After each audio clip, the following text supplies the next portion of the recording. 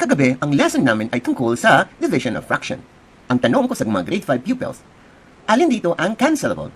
May sumagot agad. He says, 5 and 35.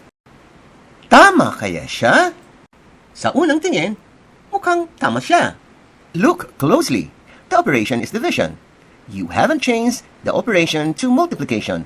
Pangalawa, yung reciprocal ng divisor hindi pa nagagawa. Kaya ito ay mali. Kailangan you have to find the reciprocal and change the operations from division to multiplication. Ngayon, pwede na tayong mag-cancel.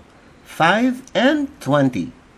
20 divided by 5 is 4, and 5 divided by 5 is 1. Anything more to cancel? Wala na, syempre. Therefore, the final answer is 8 over 35. IVFC makes math easy. Walang kulalat sa math. Walang kulalat sa math. A campaign on numeracy brought to you by I Volunteer for Filipino Children.